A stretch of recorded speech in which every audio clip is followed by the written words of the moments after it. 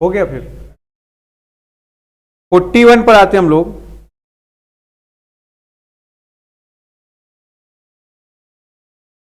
ये हैं प्रोफेसर शर्मा जी, शर्मा आ रहे हैं।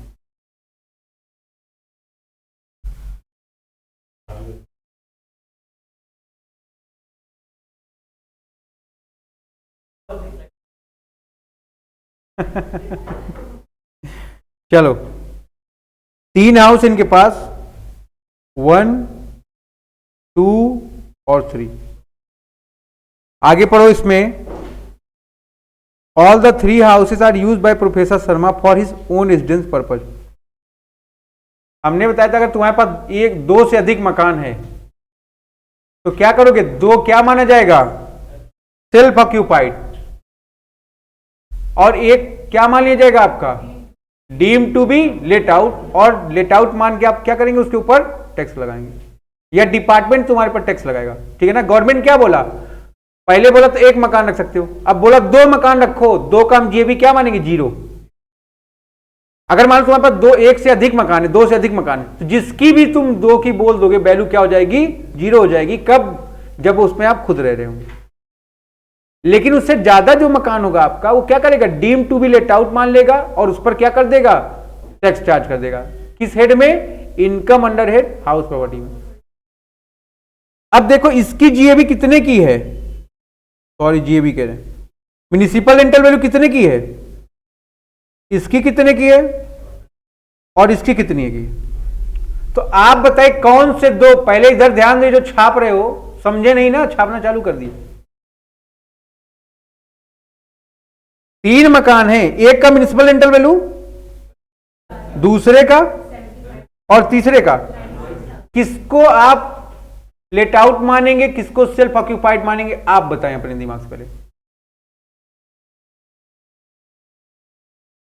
तुम गवर्नमेंट को टैक्स ज्यादा देना चाहती हो क्या?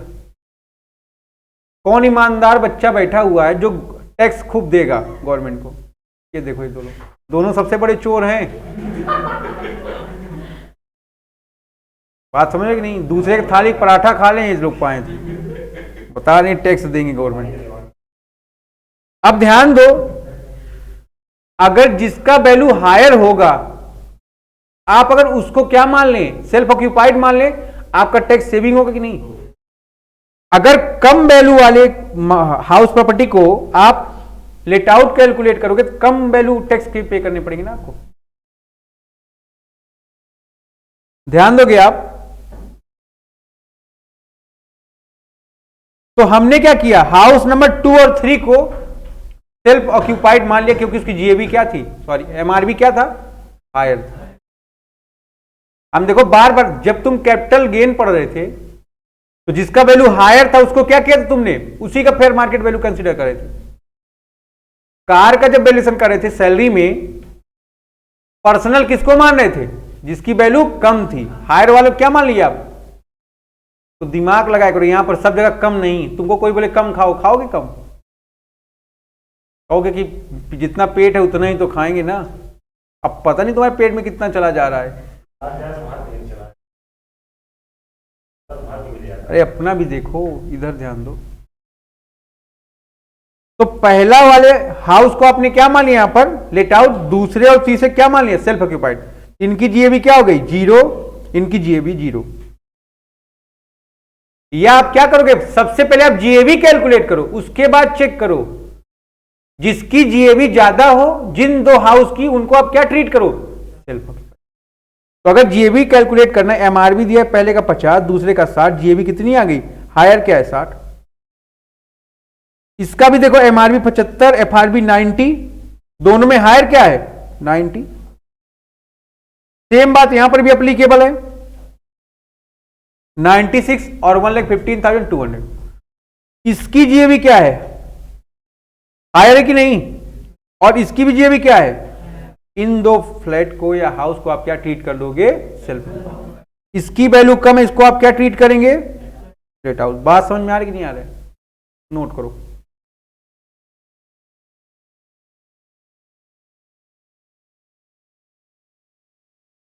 नोट पढ़ लोगे, वही बात नोट पर हमने लिख दिया है।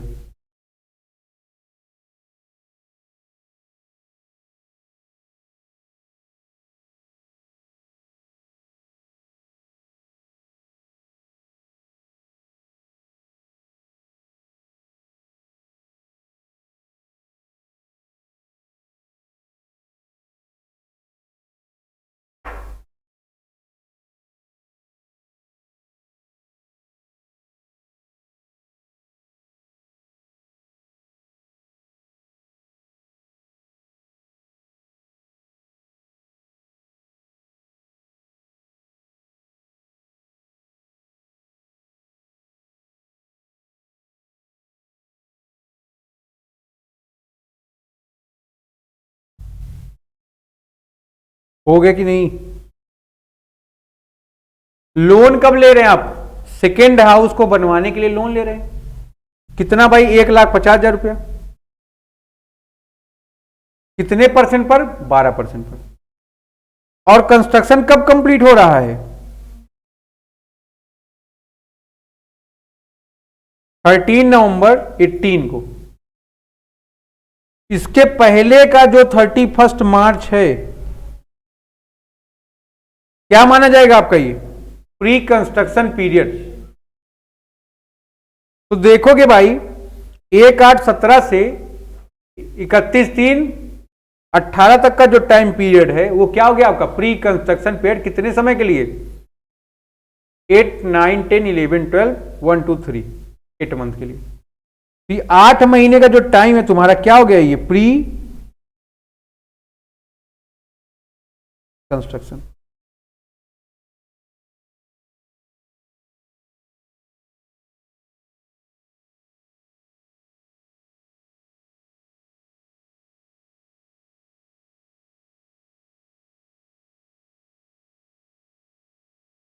क्या हो गया?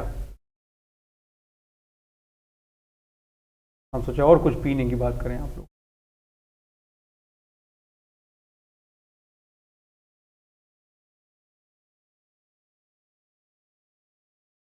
कुछ लोग शकल से ही पियक कर लगते हैं।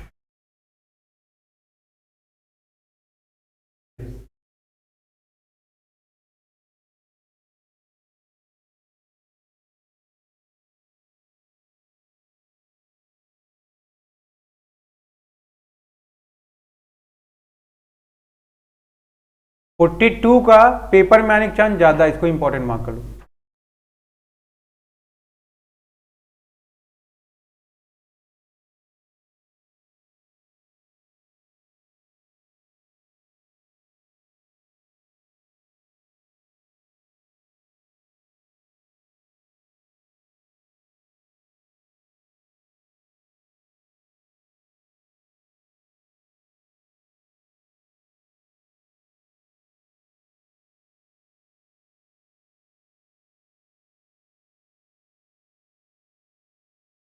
आगे बढ़ूं मैं?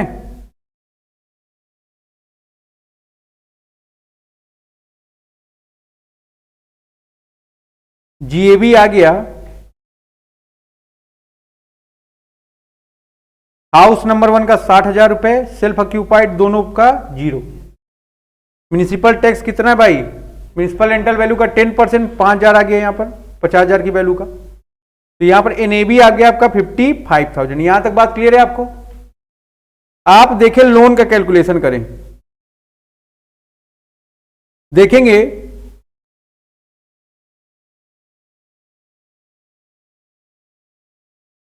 प्री पीरियड का जब आप इंटरेस्ट ऑन लोन कैलकुलेट कर रहे हो, 1,50,000 रुपए का लोन है, 12% के रेट से कितना हो गया भाई? 18,000। 8 महीने का जो पीरियड है वो प्री कंस्ट्रक्शन का है, 8/12 कर दोगे आप, कितना आ गया? 12,000। ठीक है ना? 5 इंस्टॉलमेंट में आप इसका डिडक्शन ले सकते हो। इसका मतलब पर ईयर कितना डिडक्शन लेंगे आप? 2,400। जब आप पोस्ट का कैलकुलेशन करोगे, कितना है भाई अमाउंट? 1,50,000 का 12%। ठीक है? कितने महीने के लिए कैलकुलेट कर रहे हो? क्यों?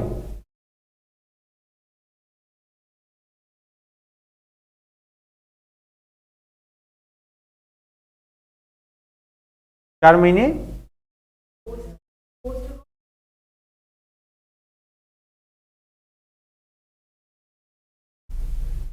अच्छा, देखोगे भाई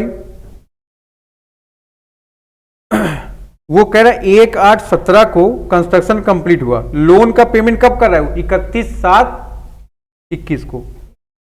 जब हम लोग 2021-22 की इनकम का कैलकुलेशन करेंगे प्रीवियस ईयर में, तो आपको ध्यान देना है कि यहां पर 4 महीने के बाद लोन का पेमेंट कर दे रहा है, यहीं पर वो रीपे कर दिया लोन का।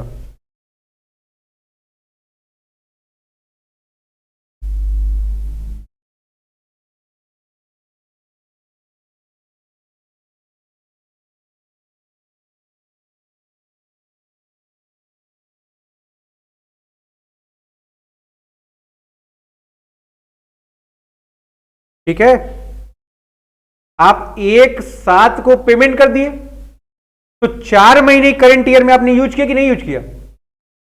तो ध्यान रखो, 1,50,000 का लोन है, 12% की रेट से 4 मंथ के लिए कितना इंटरेस्ट आ गया? ये पोस्ट का इंटरेस्ट हो गया। तो ध्यान रखो, 2400 और 6000 माइनस कर दिया, लॉस कितने का आ गया? 8400 का।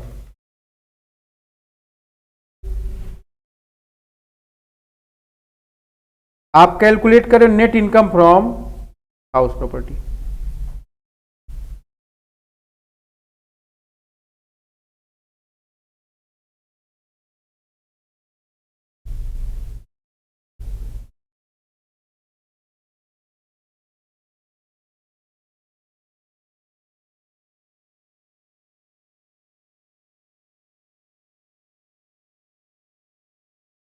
ठीक,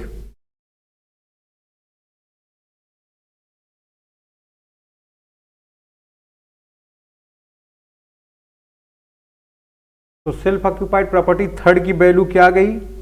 इनकम इससे कुछ है नहीं, जीरो। फिर सेल्फ ऑक्यूपाइड प्रॉपर्टी नंबर जो 2 है, उससे जो वैल्यू आई है निगेटिव आई कितनी? 8400।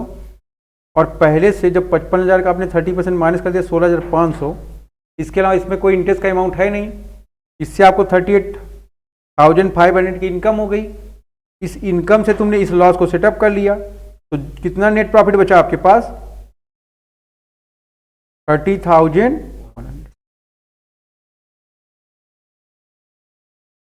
कौशिक यार, ये भी तो इजी था।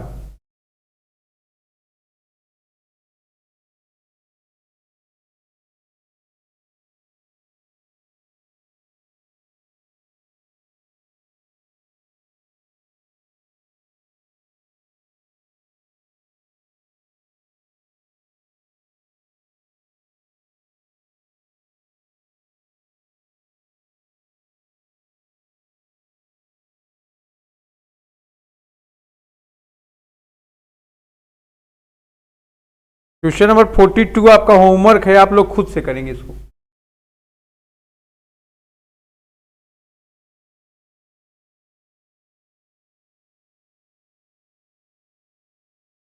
ये हो गया भाई?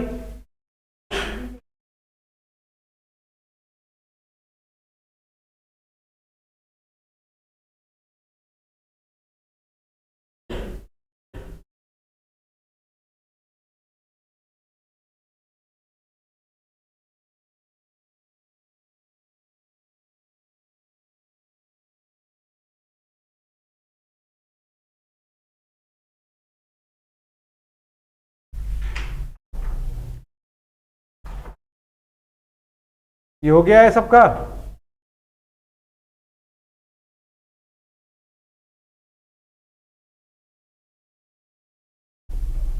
ठीक है फिर।